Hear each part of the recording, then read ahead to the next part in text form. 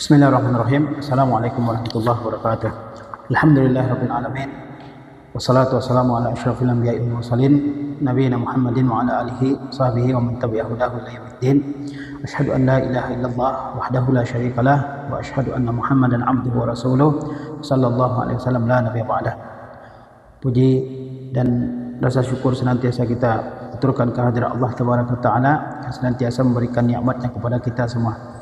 Salawat beserta salam senantiasa kita hadiahkan buat Nabi kita tercinta Muhammad sallallahu alaihi wasallam beserta keluarga, para sahabat dan orang-orang yang senantiasa mengikuti sunnah Rasulullah sallallahu alaihi wasallam.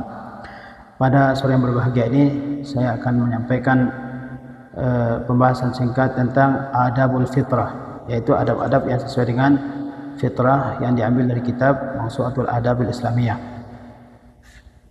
Kita baca wahyal adabul lati nassan nabiyyu sallallahu alaihi wasallam alaiha. Adab-adab fitrah yaitu adab-adab yang telah disebutkan oleh Nabi sallallahu alaihi wasallam secara jelas. Wa zakara annaha minal fitrah, dan Nabi sallallahu alaihi wasallam telah menyebutkan bahwa adab-adab tersebut termasuk di antara cakupan fitrah. Wa qad zakara jama'atu minal ulama kal Khattabi wa ghairihi anna ma'nal fitrah ay sunnah. Dan sekumpulan dari para ulama seperti Al-Khattabi dan yang lainnya telah menyebutkan bahawa makna fitrah adalah as-sunnah. Jadi adabul fitrah maksudnya adab-adab yang sesuai dengan sunnah Rasulullah sallallahu alaihi wasallam. Adabul fitrah maksudnya adalah adab-adab yang sesuai dengan sunnah Nabi sallallahu alaihi wasallam. Wa ma'naha annaha min sunanil anbiya salawatullahi wasallamuhu alaihim jami'a. Makna fitrah adalah bahwa dia bermakna sunnah, maksudnya adalah dia merupakan sunnah di antara sunnah-sunnah para anbiya salawatullahi wasallamuhu alaihim.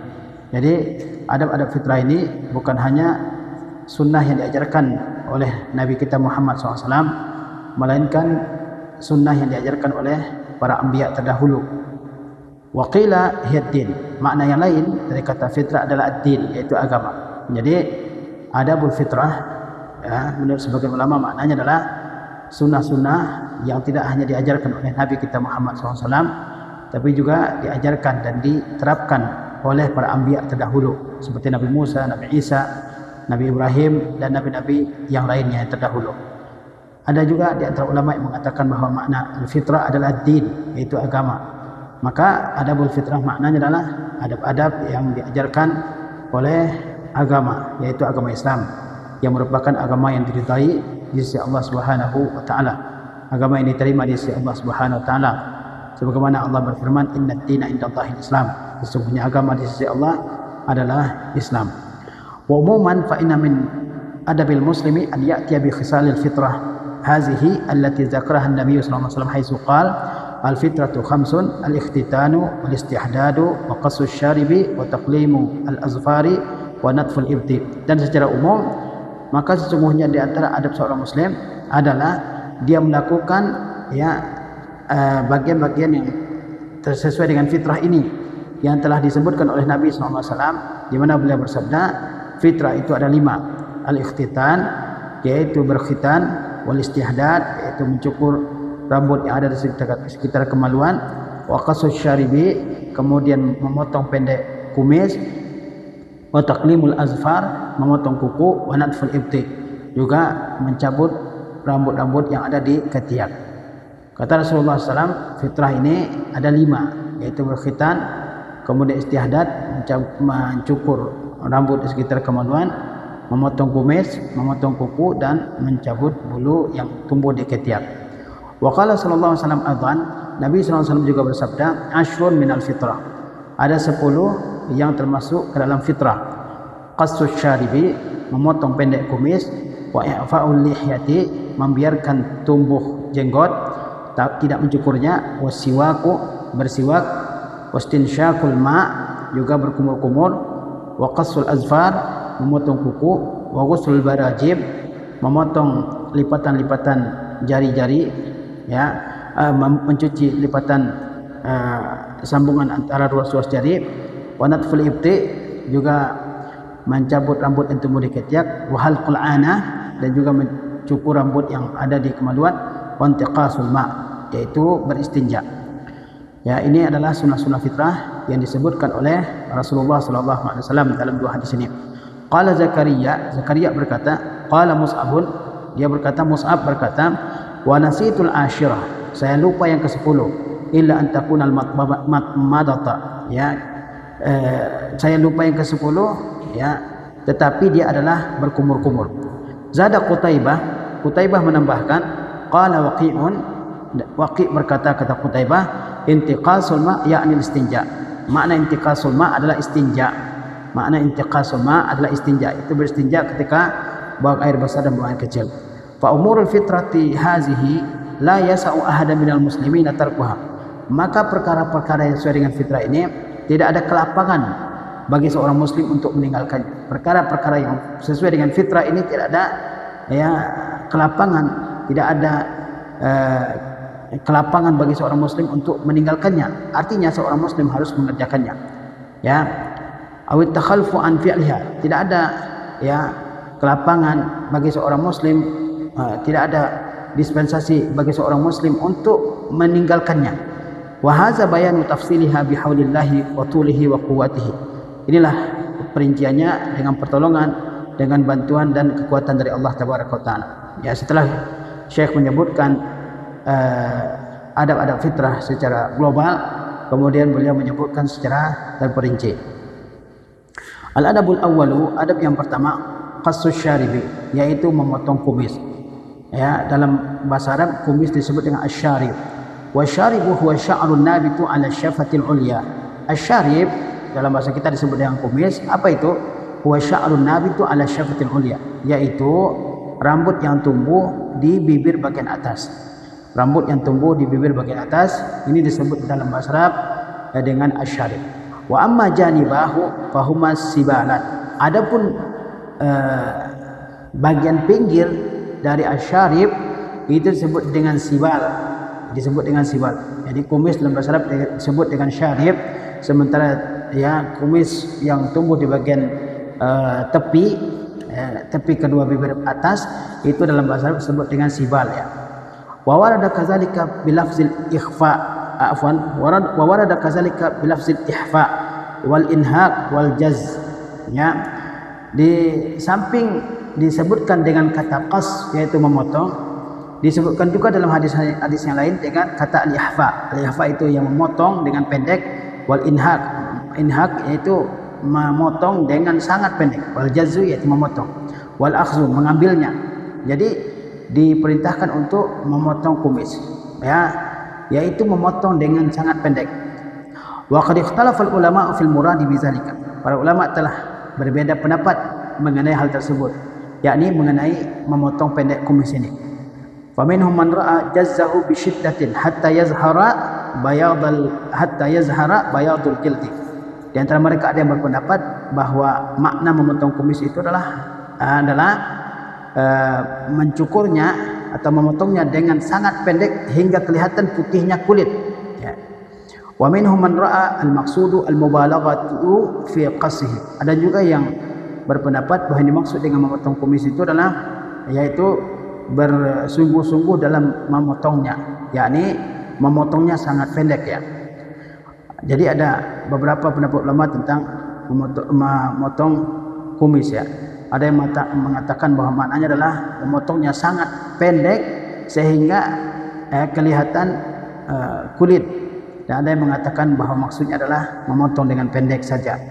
Wa minhum man qala bil halqi mutlaqan. Ada juga yang mengatakan yang penting adalah dicukur, mau dipotong sangat pendek, mau kelihatan kulit, ataupun sekedar digunting, dipotong, ya. Wa huwa dhaif, namun ini adalah pendapat yang lemah. Wa minhum man zahaba ila annahu yu'khaz min atrafihi ma nazala min asyifati. Ada juga yang berpendapat bahwa diambil dari pinggir-pinggirnya yang turun, yang menjuntai dari bibir, ya. Wa yutraku a'lahu, dan dibiarkan bagian atasnya. Jadi ada yang berpendapat bahwa bagian pinggir dari kumis itu dipotong dan dibiarkan bagian atasnya, ya. Wa hadza huwal azhar wal arjah. Dan inilah pendapat yang paling nyata dan paling kuat. Wallahu a'lam, ya. Wallahu a'lam fi hadzal mas'alah. Dan Allah yang lebih mengetahui dalam perkara ini. Wal aula liman qassa syaribahu an yabda'a bil janibil ayman. Yang lebih utama bagi orang yang memotong kumisnya adalah dia mulai dari arah kanan, sumal aisar, kemudian bagian kiri, ya ba'da zalika setelah itu. Jadi yang lebih utama adalah memotong dari bagian kanan kemudian bagian kiri. Wal muhimmu anal insana yajibu alaihi an ya'khudha min syaribihi. Yang penting bahwa seseorang itu wajib atasnya memotong kumisnya. Ini ya, apakah dipotong sangat pendek sampai kelihatan kulitnya atau dipotong potong pendek atau dipotong pinggirnya. Yang penting bahwa seseorang tidak membiarkan kumisnya panjang ya. Wala yatrukahu ya. Wal muhimmu anal insan yajibu alaihi an ya'khudha min syaribihi. Yang penting bahwa seseorang manusia dia ya mengambil yakni memotong kumisnya, wala yatrukahu hatta yatula, dan tidak membiarkannya sampai panjang. Tidak boleh seorang muslim membiarkan kumisnya sampai panjang ya. Sampai panjang tidak pernah dipotong, ini tidak dibolehkan. Wa yusiba syarabahu wa ta'amahu, sehingga apa? Mengenai makanan dan minuman. Kalau dia makan, kalau dia minum, itu makanan dan minuman yang mengenai kumisnya itu tidak dibolehkan sama sekali. Wa yasira syabihan bi ulaikal majus, dan dia mirip dengan orang-orang Majus, au birruhban, atau dengan para pendeta-pendeta dari agama-agama lainnya.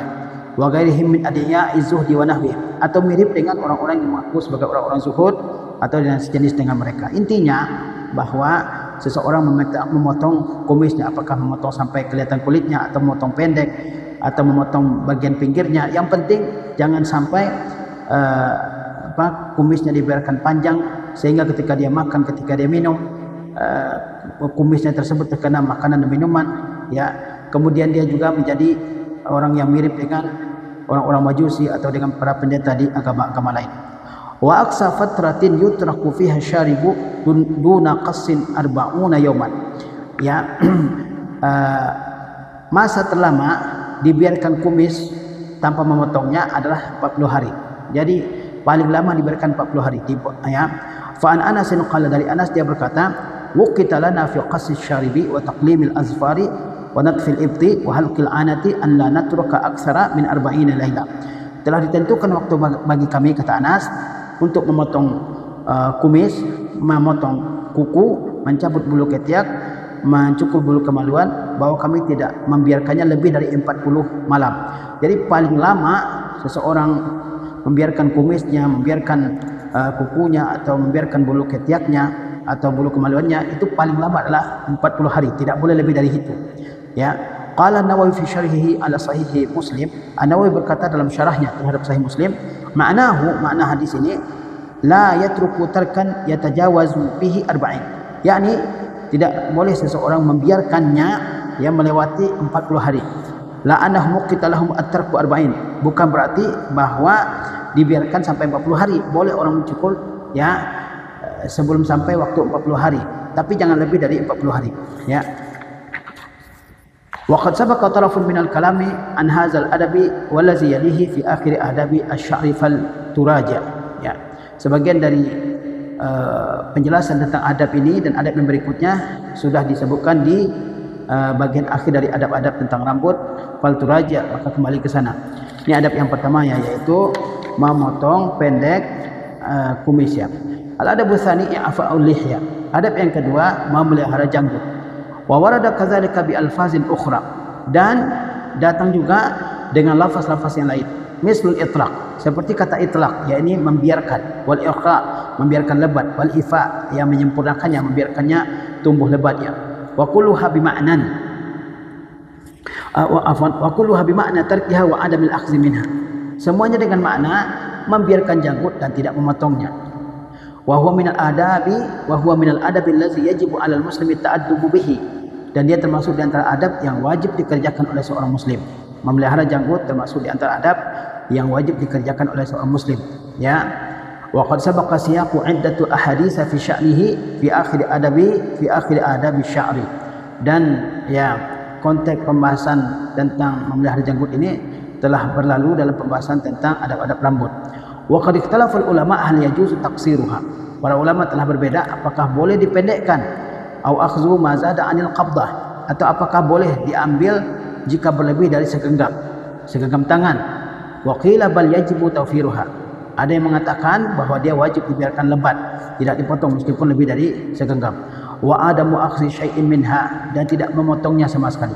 Wa huwal muwafiqu li zahiril ahaditsil amirati bidzalika, dan itulah yang sesuai dengan zahir hadis-hadis yang memerintahkan demikian. Wa qila idza talat wa fahushat fala tutrak li haddi syuhra. Dikatakan juga jika janggut itu telah panjang sangat dan sangat panjang ya, maka tidak dibiarkan ya, karena dikhawatirkan tertimpa penyakit syuhra. Jadi intinya bahwa seseorang muslim dia memelihara janggutnya, tidak memotongnya ya, tidak memotongnya seperti yang kita lihat pada kebanyakan kaum muslimin hari ini. Bahkan di antara para ulamanya, para kiainya, mereka memotong janggutnya, padahal Rasulullah SAW memerintahkan untuk memelihara janggutnya, membiarkannya ya, tidak memotongnya, membiarkannya tumbuh dengan lebatnya. Wa ala ayyin, bagaimanapun, fal wajibu alal muslimi an la yahliqa lihiyatahu. Nah, bagaimanapun yang tidak boleh, bagaimanapun maksudnya apakah boleh dipotong jika berlebih dari satu genggam ataupun tidak, bagaimanapun keadaannya, fal wajibu alal muslim an la yahliqa lihiyatahu. Yang wajib atas seorang muslim adalah dia tidak boleh mencukur janggutnya, li'annahu hina izin yakunu mukhalifan li fitratil anbiya, karena kalau dia mencukur habis sampai habis semuanya, maka dia menyelisihi fitrahnya para anbiya, wal sunnatin nabi sallallahu alaihi wasallam, dan juga menyelisihi sunnah Nabi sallallahu alaihi wasallam, mukhalifan li amrihil wajibi, dan menyelisihi perintah Nabi sallallahu alaihi wasallam yang wajib, mutasyabbihan bil kufari wal fusaq, dan juga dia meniru-niru orang-orang kafir dan orang-orang fasik, mutasyabbihan bin nisa, juga meniru-niru kaum wanita. Jadi tidak boleh seseorang ya mencukur habis janggutnya sama sekali, ini tidak dibolehkan, karena itu menyelisihi fitrahnya para anbiya, menyelisihi sunnahnya Nabi SAW, dan merupakan tindakan meniru-niru orang kafir dan orang-orang fasik, juga tindakan meniru-niru kaum wanita. Ala tara, kata Syekh, ala tara, tidakkah kamu melihat anna sabiyya indama yakbaru tambutu lihiyatahu. Kata Syekh, tidakkah kamu lihat bahwa seorang anak kecil ketika dia sudah dewasa maka tumbuh janggutnya, wala tambutu lis-sabiyati lihiyatun, sedangkan anak kecil perempuan tidak tumbuh janggutnya. Walau aradallahu an yahliqar rajulu lihiyatahu ma anbatha lahu, kalau seandainya Allah berkehendak agar laki-laki mencukur janggutnya, maka Allah tidak akan menumbuhkannya. Bal la ja'alahu kan nisa'i, bahkan Allah menjadikannya sebagai kaum wanita. Ya, tidak boleh bagi seorang laki-laki muslim untuk mencukur janggutnya. Lihatlah ketika kita kecil, laki-laki dan perempuan sama-sama tidak ada janggutnya, tapi ketika bayi laki-laki sudah bertumbuh jadi dewasa, maka Allah SWT menumbuhkan janggut di wajahnya. Sementara ya, yang tadinya bayi perempuan ketika dia dewasa tidak ada janggutnya. Itu menandakan bahwa Allah SWT memerintahkan laki-laki untuk memelihara janggutnya. Wal ajabu kullul ajabi, yang aneh dan sangat aneh, mimman intakasat fitratuhum azwaquhum, ya, dari orang-orang yang telah terbalik fitrahnya ya dan seleranya, wa ra'awul haqqa batila wal batila haqqa, dan mereka melihat yang benar sebagai suatu kebatilan dan kebatilan sebagai suatu kebenaran, fahalaqu lihahu, lalu mereka mencukur janggut mereka, wa badalu fitratallahi allati fataran nasa 'alaiha, dan mereka menukar fitrah Allah yang Allah ciptakan manusia di atasnya, wa haramu anfusahum min syai'in ja'alahu Allah ta'ala zinatan lirrajuli dunal mar'ah, dan mereka mengharamkan diri mereka dari sesuatu yang Allah jadikan sebagai perhiasan bagi laki-laki, tidak bagi perempuan. Kama ja'a anna Aisyah radhiyallahu anha kanat tuqsimu ahyanan, sebagaimana diriwayatkan bahwa Aisyah radhiyallahu anha ya, dia terkadang bersumpah dan dia mengatakan wa haqqi man zana ay zayyana ar-rijala bil liha, yaitu demi hak Tuhan yang telah menghiasi para lelaki dengan janggut. Wallahul musta'an, dan Allah lah tempat kita memohon pertolongan. Jadi intinya tidak boleh bagi seorang muslim untuk mencukur ya habis janggutnya, seperti yang kita lihat dalam masa-masa kita sekarang ini, di mana kaum laki-laki bahkan dari orang-orang yang ya latar belakang pendidikannya agama, mereka mencukur habis janggut. Ini adalah hal yang menyelisih sunnah Rasulullah Sallallahu Alaihi Wasallam. Ini diperselisihkan oleh para ulama itu adalah kalau janggut lebih dari segenggam, apakah boleh dipotong atau tidak ya, meskipun yang lebih kuat adalah dibiarkan. Nah, adapun mencukur habis itu adalah hal yang tidak dibenarkan. Qala An-Nawawi rahimahullah fi syarhihi ala sahih Muslim. An-Nawawi berkata dalam syarahnya terhadap Sahih Muslim, wa qad zakara al-ulama'u fil lihiyati 10 khisalin makruhatin. Kata An-Nawawi, sungguhnya para ulama telah menyebutkan 10 perkara yang makruh pada janggut. Maksudnya 10 perkara yang makruh untuk dilakukan terkait dengan janggut. Ba'dhuha asyaddu qubhan min ba'dhin. Sebagainya lebih buruk untuk dilakukan daripada sebagian yang lain. Ihdaha, salah satunya khidabuha bisawadi la li gharadil jihad. Yang pertama dari 10 perkara yang makruh dilakukan terhadap janggut, yang pertama itu mewarnainya dengan warna hitam. La li gharadil jihad, tidak dengan tujuan untuk jihad. Tidak boleh seorang mewarnai janggutnya sudah putih dengan warna hitam sedangkan tujuannya bukan untuk jihad. Tapi kalau untuk jihad boleh, ya, supaya musuh melihat bahwa orang-orang muslim ini adalah para pemuda yang kuat, ya. As-saniyatu, yang kedua, khidabu habis sufrah tasyabbuhan bis salihin la littiba'i sunnah. Yang kedua yang makruh dari perkara terkait dengan janggut adalah mewarnainya dengan warna kuning untuk meniru-niru orang-orang saleh, bukan untuk mengikuti sunnah Nabi SAW. Tidak boleh mewarnainya dengan warna kuning kalau tujuannya adalah untuk tasyabbuh bis salihin, hanya sekedar meniru-niru orang-orang saleh. As-salisatu, yang ketiga, tabyidhuha bil kibrit aw ghairihi isti'jalan li syaikhukhati li ajli riyasati wa ta'zimi. Yang ketiga adalah mewarnainya dengan warna putih, baik dengan kibrit, dengan belerang atau sejenisnya, supaya mempercepat dianggap tua, supaya dia memperoleh kedudukan dan pengagungan. Ada orang mewarnai rambutnya, janggutnya yang masih hitam diwarnai dengan warna putih seperti dengan belerang.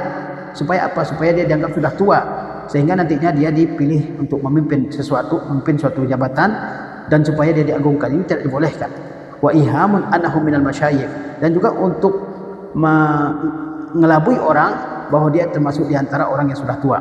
Ini perkara yang keempat, ya, mewarnai janggut yang masih hitam dengan warna putih supaya dianggap tua, kemudian diberikan kedudukan, diberikan jabatan. Ini tidak dibolehkan. Ar-rabi'atu, yang keempat, natfuha aw halquha awwala tulu'iha, yaitu mencabutnya atau mencukurnya ketika dia baru saja tumbuh, ya.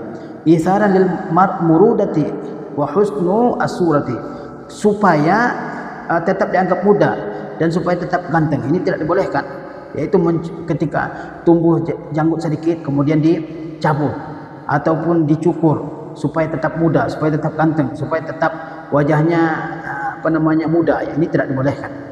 Al-khamisatu natfu syaibi, yang kelima yang dilarang, yang makruh terkait dengan janggut adalah mencabut janggut. Mencabut asyaib, yaitu uban. Kalau orang janggutnya sudah beruban, maka uban tersebut tidak boleh dia cabutnya. As-sadisatu tasfifuha taqatan fawqa taqah tasannu'an liyastahsinahun nisa'u ghairuhunna, yaitu merapikannya, membariskannya, ya, lapis demi lapis, ya, supaya apa? Supaya dianggap gagah oleh kaum wanita. Ada orang-orang yang punya janggut kemudian janggutnya dirapikan sedemikian rupa, diukir, supaya apa? Supaya kelihatan ganteng dan cakap di mata kaum wanita. Ini tidak dibolehkan. Yang ketujuh, aziyadatu fiha wa naqsu minha, yaitu menambahnya juga tidak boleh tambah dari janggut orang lain ataupun dikurangi, ya, dikurangi. Bi ziyadati fi sya'ril azari min as-sadghaini, yaitu dengan menambahnya dengan rambut yang tumbuh di bagian pipi, ya. Ini tidak dibolehkan, ya. Diambil janggut yang tumbuh di bagian pipi kemudian disambung untuk janggutnya bagian bawah, ini juga tidak dibolehkan. Kemudian, ya, au akhdhu ba'dil azari fi halqi ra'si, ataupun mengambil sebagian rambut kepala kemudian juga menambahkannya ke janggut. Ini juga tidak dibolehkan. Wa natfu janibai al-anfaqah, juga mencabut kedua bagian sisi al-anfaqah. Al-anfaqah yaitu rambut yang tumbuh di bibir bagian bawah. Ini tidak dibolehkan untuk dicabut kemudian dipasang di janggutnya. Wa ghairu zalik, dan hal-hal yang lainnya. As-saminatu tasrihu wa tasannu'an li ajlin nas. Yang kedelapan yang makruh terkait janggut adalah terus menyisirnya, ya, supaya kelihatan ganteng di mata orang, ya. Terus setiap sebentar nyisir janggut, supaya dia kelihatan ganteng di hadapan orang, ya. At-tasi'atu tarkuha sya'satan mulabbadatan izharan li sahadati wa qillatal mubalati bi nafsihi. Yang kesembilan perkara yang makruh terkait janggut adalah membiarkannya aut-autan, acak-acakan, ya, tidak disisir. Mulabbadatan, yaitu kusut, supaya apa? Untuk memperlihatkan kezuhudan, dan untuk memperlihatkan kurangnya perhatian terhadap dirinya karena supaya dia dianggap rajin ibadah, banyak ibadah sehingga dia kurang mengurus dirinya, ya, sehingga rambutnya dan janggutnya dibiarkan acak-acakan. Ini tidak dibolehkan. Seorang muslim harus merapikan baik rambutnya maupun janggutnya. Al-ashra yang ke-10, an-nazaru ila sawadiha wa bayadhiha i'jaban wa khuyalaan wa gharratan bisyababi, yaitu memandang kepada hitam atau putihnya janggutnya dengan makna menyombongkan diri, supaya juga memperdaya anak-anak muda, wa fakhran bil masyibi, dan juga supaya membanggakan ubannya, wa tatawulan ala syababi, dan supaya untuk menyombongkan diri di hadapan anak-anak muda.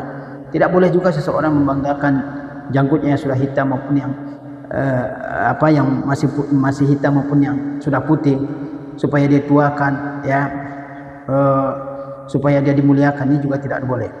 Al-hadiyata asyarata yang ke-11, aqduha wa dhafruha. Tidak boleh juga mengikatnya dan menjalinnya, ya, seperti yang kita lihat, ya, di sebagian kawasan mereka sengaja janggutnya dijalin, ya. As-saniyata asyarata yang ke-12, halquha, yaitu mencukurnya. Tidak boleh sama sekali, seperti yang tadi telah disebutkan. Illa iza nabata lil mar'ati lihyatun fayustahabbu laha halquha, kecuali kalau perempuan tumbuh janggutnya, ya, kalau ada perempuan yang tumbuh janggutnya maka dianjurkan untuk mencukurnya, ya. Ini adab yang kedua terkait dengan adabul fitrah, yaitu memelihara janggutnya. Al-adabu tsalisu, adab yang ketiga, as-siwak, yaitu bersiwak, dan ini sudah diterangkannya. Ada tempat-tempat di mana siwak ini dianjurkan, ya, ketika wudu, ketika akan sholat, ketika akan masuk rumah, juga ketika bangun dari tidur pada tengah malam, maupun ketika bau mulut berubah, ya, maka dianjurkan untuk bersiwak, ya. Al-adabur rabi'u, adab yang keempat, istinsyaqul ma'. Apa itu istinsyaq? Wa huwa min af'alil wudu. Istinsyaq termasuk di antara perbuatan-perbuatan ketika wudu. Wa illam yakun mukhtassan bihi, meskipun istinsyaq ini tidak dikhususkan hanya pada waktu berwudu. Wa fihi nazafatun wa tathhirun, dan dalam istinsyaq ini terkandung nazafah, kebersihan, wa tathhirun, ya, kesucian, ya, atau upaya untuk mensucikan, lil anfi, ya, bagi hidung, minal ausakhi, dari kotoran-kotoran. Iza stansyaqa wastansara, apabila dia istansyaq, yaitu menghirup air ke dalam lubang hidungnya, wastansara, kemudian menyemburkannya. Istinsyaq yaitu meniup air, menghirup air ke dalam pangkal hidung, ini disebut dengan istinsyaq, ya. Tujuannya apa? Untuk kebersihan hidung, ya. Kemudian istinsar adalah menyemburkan air yang ditarik ke dalam hidung tadi, itu disebut dengan istinsar, ya. Fa amal istinsyaq fa huwa isalul ma'i ila aqsil anfi bin nafasi. Adapun istinsyaq maknanya adalah menyampaikan air ke bagian atas hidung bin nafasi, dengan nafas, yakni menghirup air ke dalam pangkal hidung dengan nafas. Wal mubalaghatu fihi mustahabbatun illa fi siyaq, dan dianjurkan bersungguh-sungguh dalam istinsyaq ini, ya, bukan hanya di permukaan hidung, tapi dihirup sampai ke pangkal hidung, yaitu dianjurkan, mustahabbah, illa fi siyam, kecuali ketika berpuasa. Kata Rasulullah SAW, wa balik fil istinsyaqi illa an takuna sha'im, ya, bersungguh-sungguhlah dalam istinsyaq kecuali kalau berpuasa, karena kalau berpuasa bisa saja air, ya, tertelannya. Wa ammal istinsar, adapun istinsar, ya, apa itu? Wal istinsar fa huwa ikhrajul ma' minal anfi ba'da istinsyaq. Adapun istinsar maknanya adalah mengeluarkan air dari hidung setelah istinsyaq. Wa hadzal istinsyaq wal istinsaru mimma yuwaddihu hirsal islami ala nazafatil muslimi zahira wa batina. Adapun istinsyaq dan istinsar ini, maka dia termasuk di antara yang menjelaskan betapa besar perhatian Islam kepada kebersihan seorang muslim, baik zahir maupun batinnya, ya. Agama kita ini adalah agama yang mengajarkan kebersihan bagi kita. Kebersihan semua yang terkait dengan seseorang, apakah itu tangannya, apakah itu mulutnya, apakah itu rambutnya, apakah kakinya, ya, apakah kemaluannya, ya, ketiaknya, dan seterusnya. Termasuk juga hidungnya diperhatikan oleh Islam ini untuk dijaga. Oleh sebab itu dianjurkan untuk istinsyaq. Istinsyaq yaitu menarik air ke dalam pangkal hidung dengan kuat, ya, kemudian menyemburkannya, yang disebut dengan istinsar. Ini menunjukkan perhatian Islam yang sangat besar kepada kebersihan seorang muslim.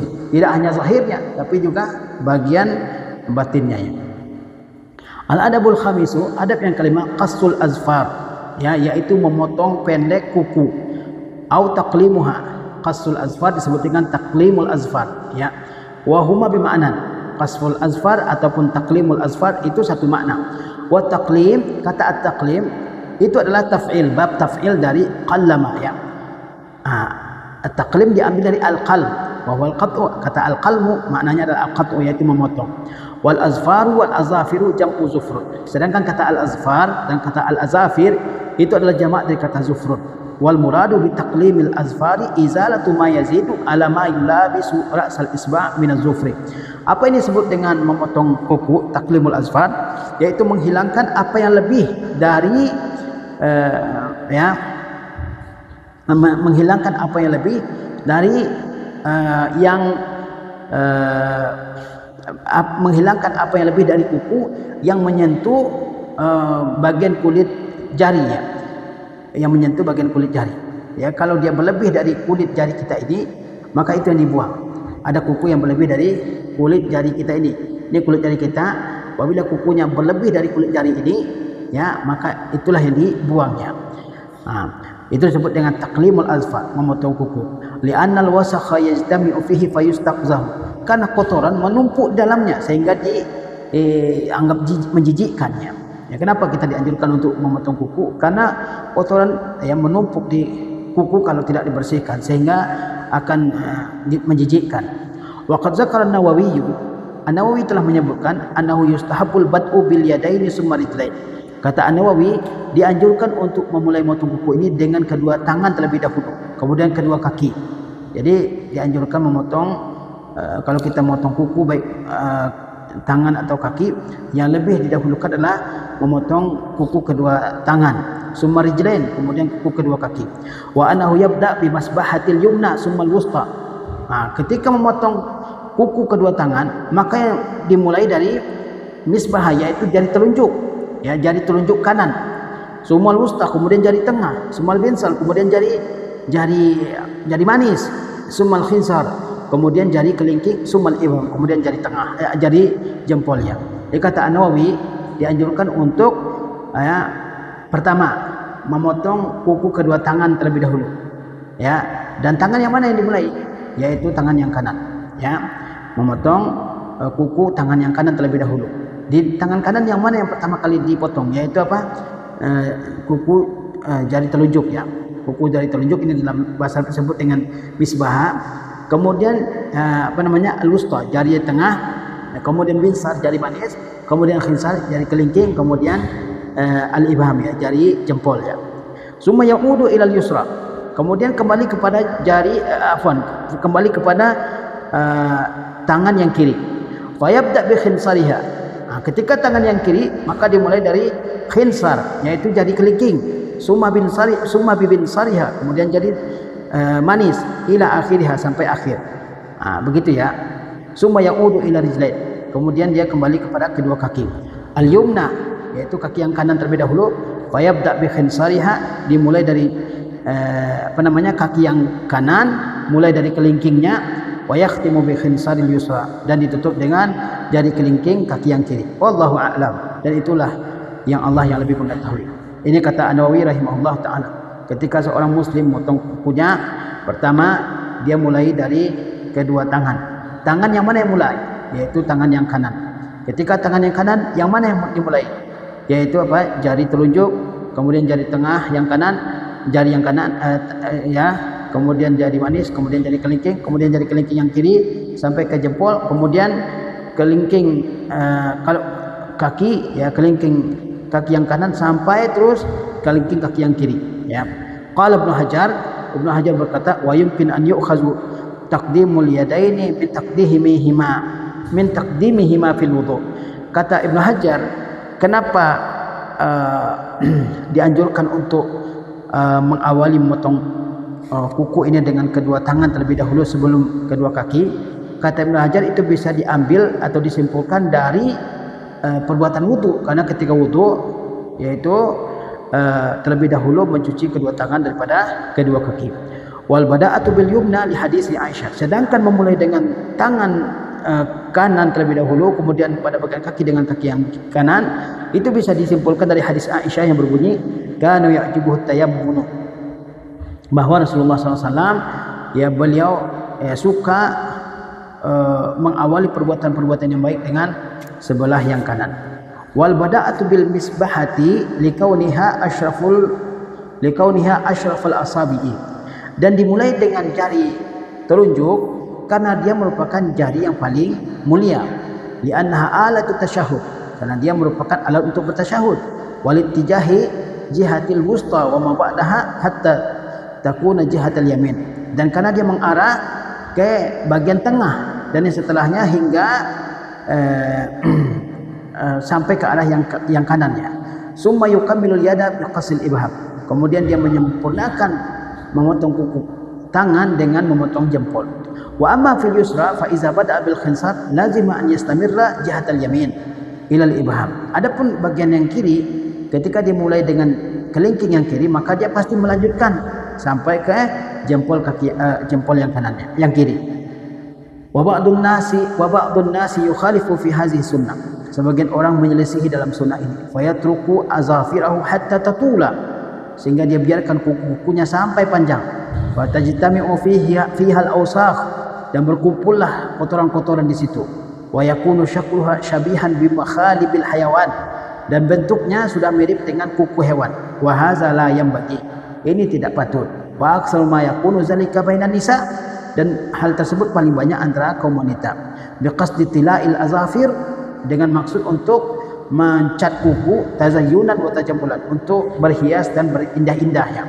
Wa hadza tatwilu lil azafiri mukhalifun sunnah, dan memanjangkan kuku ini termasuk menyelisihi sunnah Rasulullah SAW.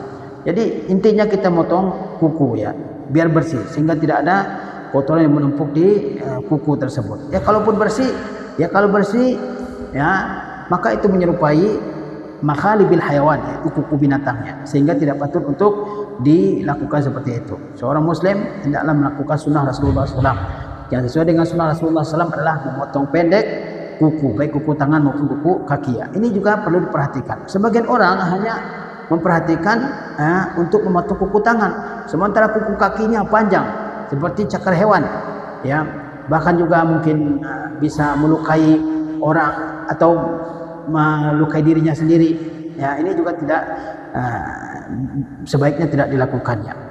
Al-adabu sadisu, adab yang keenam, ghuslul barajim, membasuh al-barajim. Al-barajim adalah ruas pertemuan ruas jari ya. Wal barajim bi fathil ba'i wa bil jim ya. Kata al-barajim dengan memfathahkan huruf ba wa bil jim, dan dengan mengkasrahkan huruf jim. Jam'u burjumah adalah jamak dari kata burjumah. Al-barajim adalah jamak dari kata al-burjumah. Wa hiya aqdul asabi'i wa mafasiluha kulluha, yaitu ya sambungan jari-jari dan batasan-batasan jari ini. Dia disebut dengan bahasa Arab ya al-barajim. Qala An-Nawawi berkata, wa amma ghuslul barajimi fa sunnatun mustaqillatun laysat mukhtassatan bil wudu. Adapun membasuh ruas-ruas jari ini, maka dia merupakan sunnah yang berdiri sendiri. Dia tidak dikhususkan hanya ketika wudu. Qala ulama berkata, wa yulhaqu bil barajimi ma yajtami'u minal wasakhi fi ma'atifi al-uzuni, dan disamakan dengan al-barajim, yaitu lipatan sambungan-sambungan jari, ma yajtami'u minal wasakhi fi ma'atifil uzuni, apa yang telah berkumpul dari kotoran di daun telinga ya. Seseorang juga harus memperhatikan daun telinganya, jangan sampai ada kotoran-kotoran yang berkumpul dan menumpuk di situ. Wa huwa simah, yang disebut as-simah, disebut dengan as-simah ya. Fayuziluhu bil masih, dia harus bersihkan dengan mengusapnya. Jadi ketika seseorang ya diperintahkan untuk mencuci ya sambungan-sambungan ruas-ruas jarinya ini, bukan hanya itu, tapi juga perkara-perkara lain yang berkaitan dengan kebersihan, seperti kebersihan daun telinga, bagian dalam telinga, bagian luar telinga, itu juga diperintahkan untuk dibersihkan. Li'annahu rubbama adarrat kasratuhu bisam'i, karena kalau banyak kotoran di situ maka bisa mempengaruhi pendengaran Ya, wa kadzalika ma yajtami'u fi dakhil al-anfi. Demikian pula yang kotoran yang berkumpul atau yang menumpuk di dalam hidung. Ya, jangan sampai seseorang membiarkan upilnya banyak dalam hidungnya. Ya, dia harus membersihkannya. Wa kadzalika jami'ul wasakhi al-mujtama'i ala ayyi mawdu'in kana minal badani. Demikian pula kotoran yang berkumpul di tempat manapun di tubuh. Kotoran manapun yang berkumpul di tubuh, yang menumpuk di tubuh itu harus dibersihkan. Bil araqi disebabkan oleh keringat, wal ghubari oleh debu, wa nahwihima dan juga sejenisnya. Jangan sampai seseorang membiarkan kotoran menumpuk di tubuhnya bagaimanapun ya.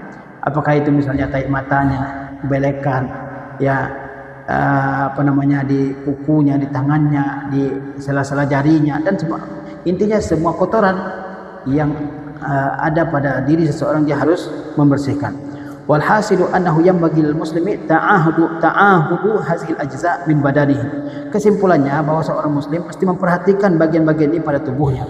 Ya, iqdul asabi'i wa mafasiluha, sambungan-sambungan jari juga ruas-ruasnya, bitanzifi wal ghusli, dengan membersihkan dan mencucinya. Ya, sebagaimana telah diterangkan. Barangkali ini bisa kita sampaikan dulu pada kesempatan yang berbahagia ini.